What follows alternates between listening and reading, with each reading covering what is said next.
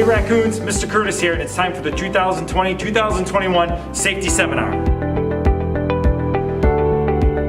So, listen up, pay attention, because it's important when we're here at OHS, whether it's main campus or east campus, rec stadium, soccer stadium, that we follow and know our safety procedures and routines in case of any emergency or difficult situation. So listen up. The classic safety routine that we always practice ever since elementary school is fire drills. So first, let's talk about if you actually see a fire, smell smoke, or are concerned that there's a fire in the building, make sure you alert somebody, right? The easiest way to alert somebody is pulling down on the fire pull station. You thought I was gonna do it. No, but there it is. They're around the building, they're indicated with red. It's typically a light strobe right above it. Pull that to indicate there's a fire, or just use your voice and scream fire, and that word will get out. Trust me. When you hear the fire alarm go off and you're in a classroom, make sure you're ready to evacuate as soon as possible and stay safe. In each classroom is a map. The map indicates where you are. Here I am, room 104. This is Miss Brooks' room. This is actually my classroom first. And it shows you where to go in case of a fire. This is your quickest route. So Miss Brooks' room, we would step out into the hallway, take a right, head down towards the main office, and leave through the courtyard doors. Instantly, some of you may be saying, wouldn't it just be easier to go out by where the math wing and the social studies wing meet? Trust us when we say, follow these paths. The goal is to make sure we don't have too many people congregating at a door and we're backing up. So we've identified an exit for each room. Follow the plan. However, recognize that there may be a fire or something obstructing the way to your exit. From there, you need to start to think of the safest way to get out of the building. When you hear the fire alarm, walk slow. The instant thing may be to quick run, think there's an emergency, or think, oh, it's another drill, and start talking to a friend. The way we practice is the way we act in a real emergency. If we don't take our drills seriously, there's a good chance if there was a real fire or an emergency, we wouldn't be up to the challenge and respond correctly, and we risk people getting hurt. So make sure you pay attention, follow what you need to do. You're almost adults, so take control of your own safety. When you hear the fire alarm go off, stand up, push in your chair, and lead out the door. Every room's got a red bag. In this red bag is a lot of emergency supplies that may be needed in response to an emergency within the building. These red bags have to be taken every time we evacuate from a classroom. They've got rosters, they've got Band-Aids, there's got a bunch of other things that you might need.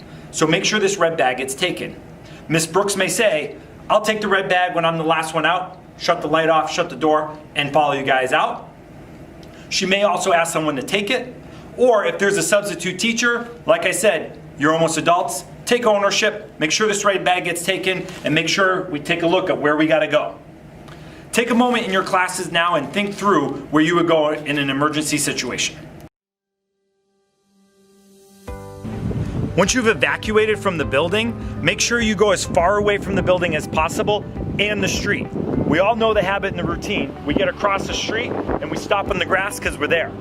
Got to keep going all the way to the fence. Each classroom has a specific spot where they meet along the fence. Your teacher will indicate where that is. All our staff will be wearing green, bright vests, so if you need help identifying somebody or an adult because you need any extra help or there's an emergency, make sure you just wave them down. Not here, but there.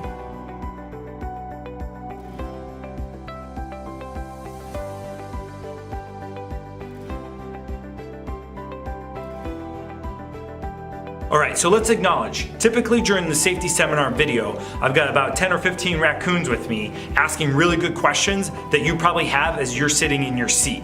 Unfortunately, because of COVID and some of the restrictions on visitors and things like that, I couldn't bring people into the building and organize that opportunity to happen. So as we're going through today's safety seminar, you're naturally gonna have questions, and that's a good thing. So if you got questions, ask your teacher. If you got questions, you can email me. Here's one thing I would urge you to think about. There's no perfect answer.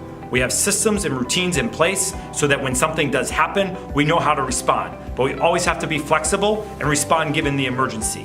We know the evacuation route from Miss Brooks' room is to go down and around and out through the courtyard. But if there's something blocking or it's not safe, we have to think differently. So we know the routine, but we always have a plan B. Most important, always stay calm, listen for further directions, and make sure you help out any other raccoon that might be in need. One thing we always have to be prepared for is severe weather, especially in the early part of the school year and towards the end. This could be a tornado warning or some other severe thunderstorm warning that would require us to seek shelter outside a classroom. So again, in any single classroom, we have these maps over here that indicate your fire escape route in red, and then also where to go in case of severe weather in blue.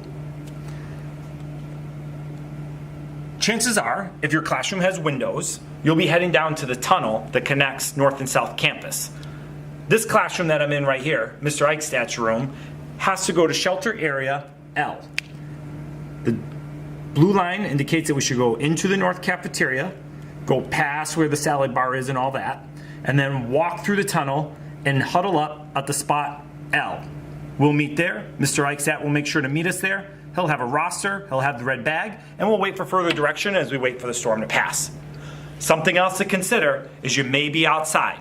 So make sure you check in with your phys ed teachers and your coaches on your safety plans when it comes to severe weather, if you're outside and the building's locked, or how to get back into the building after hours with the coach's key fob. So make sure you have those conversations, ask those questions, and always be thinking what you might do if there's some severe weather. All right, so here I am, spot L. L stands for lunch, maybe.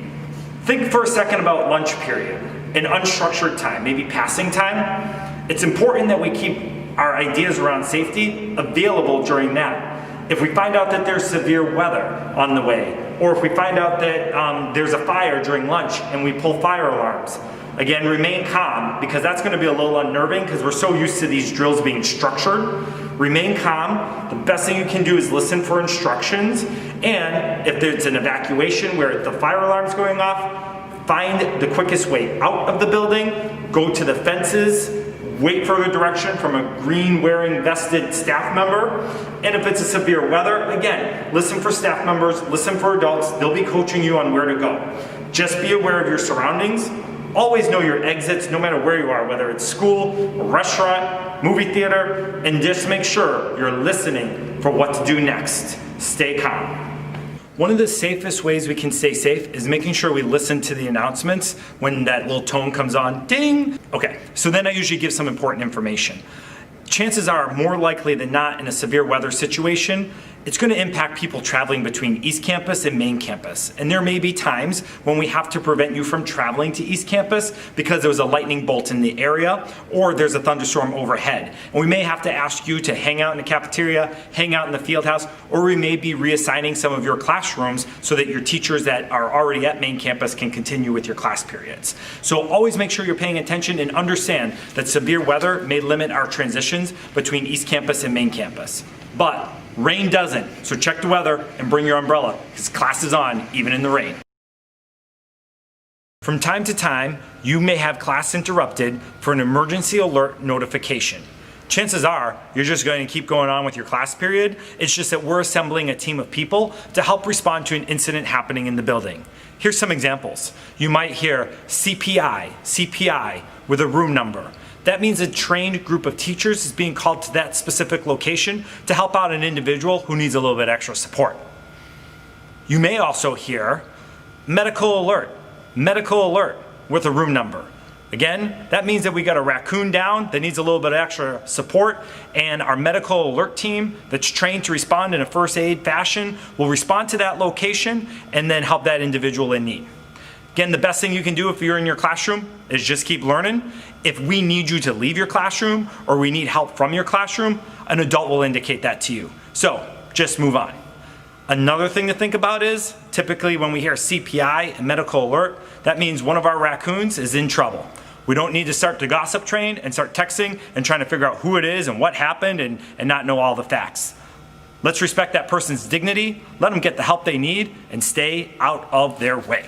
One other thing you may hear over the announcements is a non-emergency lockdown due to whatever the reason may be. Sometimes we have the K9 units on to search for drugs on campus. Other times we need to have a non-emergency lockdown because there's a flood in the bathroom. It's not a big deal. That's why it's called a non-emergency lockdown.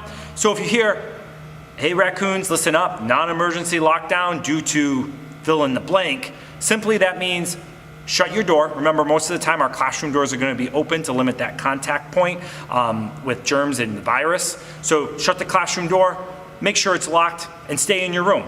Can't go to the bathroom, can't leave. If you need something, your teachers know to call the office and we'll figure it out. One of the things we have to always be prepared for, unfortunately, is an armed intruder in our building. We have so many strategies in place that are proactive that would prevent this from happening. Oftentimes we need your help. If you see a door propped open, make sure it's shut and let an adult know. If you see someone outside knocking, trying to get in, don't let them in. We have routines and procedures in place to help people enter our building safely.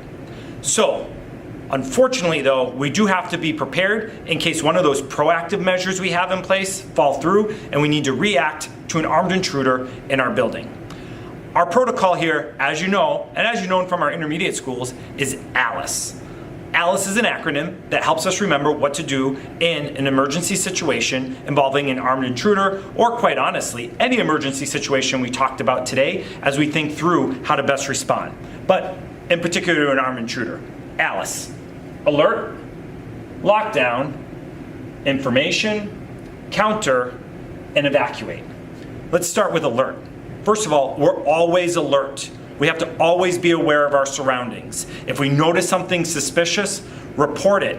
Let your teacher know, let Frias, Wachowski, Anders, or myself know. Send an email. If you're uncomfortable or have a weird feeling about something, you need to report it. We'll figure out if there's follow-up needed. You never know what might be a whisper for someone that needs help, and this might be an opportunity to give someone the help they need. So always be alert of those around you.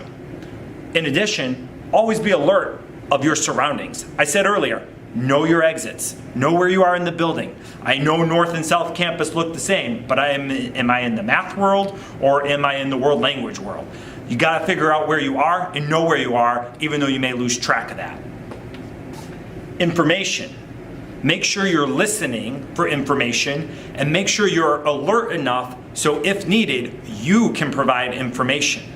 If we hear of an armed intruder and you see somebody with a weapon, it's important that you relay important information like where you are, what that person's wearing, their gender, other defining features that might help us identify who that bad person is in our building. Counter. If we're near that bad person, how do we counter and take them down? And evacuate. So let's break this down a little bit. I'm going to bring us over here for a second. I'm always alert. I'm always looking around. It's important for me to know where I am in the building. That's why by the red bags in each room, you see this piece of paper that indicates you're in Upper South, room 359. If we're putting out information over the loudspeaker saying, raccoons, we have an armed intruder in the building, they're wearing a red bag, a yellow shirt, and green pants, interesting outfit. They're in Upper North by the math wing. If I'm here in Upper South, room 359, that information is gonna help decide what I do next. All right, so I know the intruder's in the math wing, and I'm over here in science, by biology, over up in Upper South. I know I have three options when it comes to my safety in an emergency situation. Lockdown, counter, or evacuate. Knowing that intruder is pretty far away, I may choose to evacuate. I may choose to lock down, shut the door, barricade in, and wait for further information. But I probably won't have to counter because that person's not right near me. If I'm in the hallway and that person with a weapon is right next to me, I may want to do things to distract them or try to scare them from their tactics or just kind of, make people aware that there's something bad happening. So if we decide to evacuate, you get out of the building, you go as far as you can. You go to what we say is our rally point. Our rally points are pretty clear. We go by the tennis courts if we're at East Campus, we go to Ruck Stadium, or we go to the softball fields over up yonder past the social studies and math wings, the west fields are over there. That's where we go. You may be saying, well, why would I go to Ruck Stadium if there's an armed intruder? I would be inside a stadium.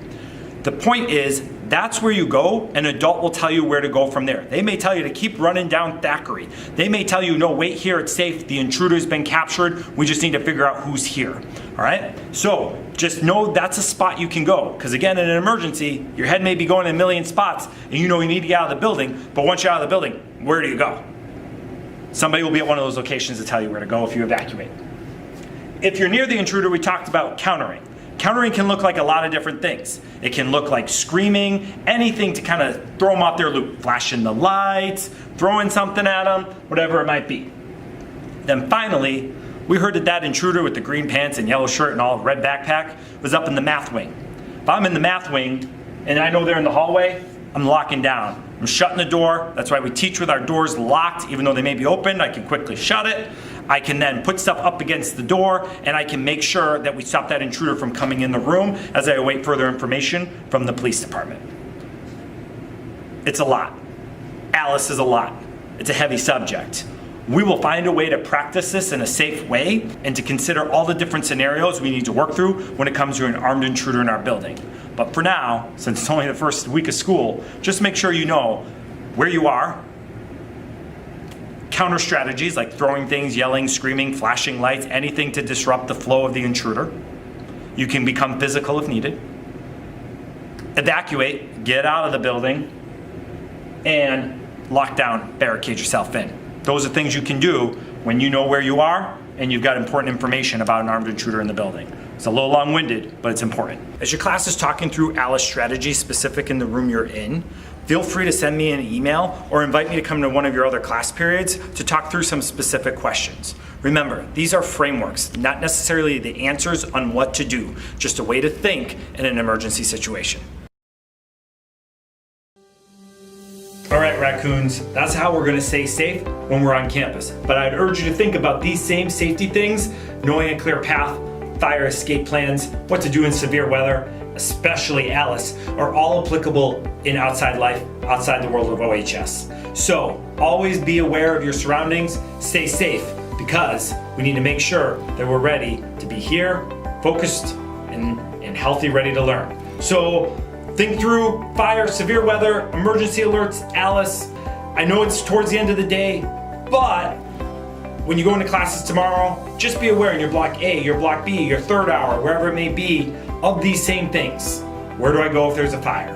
Where's my severe weather place? What would I do in an Alice situation? Be aware of where you are in all your class periods, even though we're just reviewing it in one specific class period. Either way, I know you'll stay safe.